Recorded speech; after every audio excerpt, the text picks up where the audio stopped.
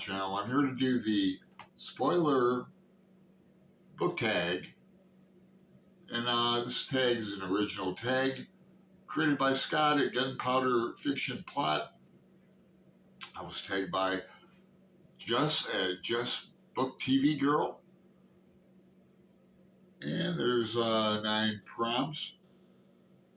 Got the prompts here. Answers in my head. I started a new leaf this year. I'm not really writing down my answers, just doing it off the cuff, kind of impromptu a bit. And the first question is, what do you consider a spoiler? And I've thought about this. And oh yeah, thanks for tagging me, Jess. It's only 3 weeks old. So I am getting around to keep tagging me, people. I do get around to it, and I appreciate it. So thanks again, Jessica. What do you consider a spoiler? So how do I answer this without my example being creating a spoiler for you? So I don't know whether just to flat out answer it or kind of goof around. But it's a book. My example is, I remember one time in Phoenix, Arizona area, Tempe, Mesa, Scottsdale, I don't know where it was. I was on a bus reading though, and first in a series. So, and you won't know anyway. A main character died. All right, and I literally went, yeah.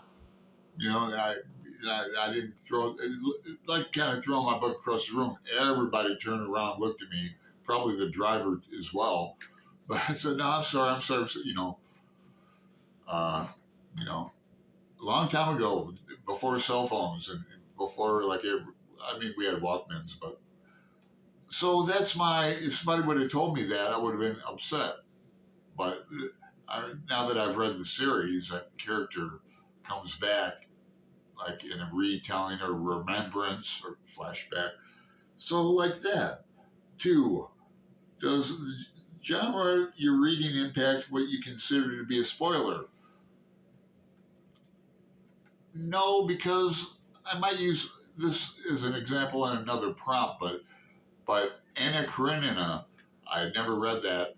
I've read it twice now, but first time I read that pretty recently, within the last 7 years. Big spoiler in that, huh? People have read it. Well, luckily nobody mentioned it, or I didn't read the introduction to the translation or PV translation, by the way. I'm putting up here because these 2 shelves are my kind of classic shelves. So I'm really glad. If you know the spoiler, don't say it, but say, yeah, I know what you're talking about. That would have been if somebody would have told me that, boy, I would have been really disappointed.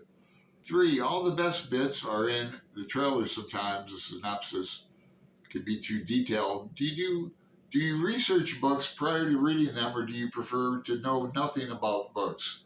Good question, I don't have a good answer because it's like yes and no. Could be this, could be that. In classics, generally no. I don't read the introduction or anything, but sometimes I do. Because I read, I think I read a wide variety of genres. I just started reading, for example, another example, Moby Dick.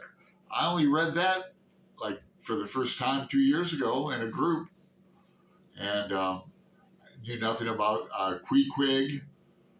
I'm tempted to tell you who Queequeg is now, but that'd be a spoiler for you. So, does that answer the damn question? I don't know. Let me say something about trailers. Boy, trailers for movies sometimes are like, yeah, I feel like I've already seen the movie. A book like Nabotov's Lolita, I feel like I've already read the book. And I really have no desire to read the book. Prompt 4. Sometimes the introduction I've answered this. Sometimes the introduction or translator's notes can spoil the ending, especially for classics. Has this ever happened to you? I think I answered that. 5. Name a time somebody spoiled a novel for you. Okay. I'm trying to think of a time. I don't really think of a time, but Greg's not constantly, but he's periodically telling me no spoilers. Like especially if we're in a group setting and I've read the book before, and I think that's going to answer a question too. Have you ever spoiled a novel for somebody else? Not on purpose, of course. And nobody's ever told me, come back and said, hey man, you really spoiled that for me. They might have thought it. I never intentionally do that. You can tell, I think, by the way I'm handling myself now. Prompt 6. Have you ever spoiled? God, what is with me? 7. If spoilers ruin novels, are there some authors or genres you can't reread? Good question. That's a really good question, isn't it? Is it not? My answer is no to that. An emphatic no. 8. When reviewing, are you spoiler free? Yes. Does this limit your ability to discuss? In a way. I enjoy and respect booktubers who can, without notes, it's evidently it's a huge deal if you have to look down while you're talking or reviewing. You're supposed to remember all the plot and characters. I read, it's pretty like Thomas Pynchon. We just got done with Against the Day.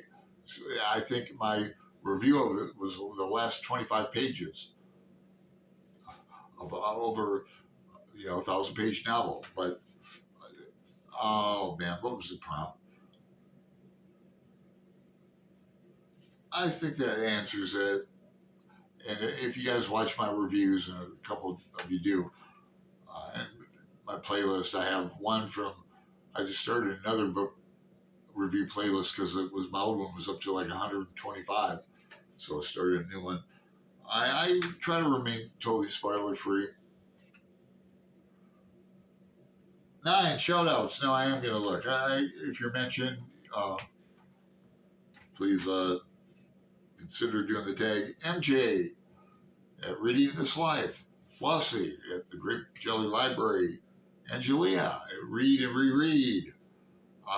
Everybody in Homes is Where the Heart Is.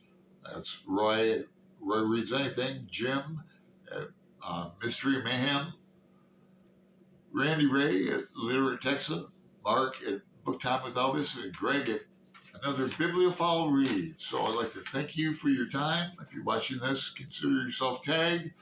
What I like, subscribe, and definitely make a comment because I'll reply back to you. So thanks again.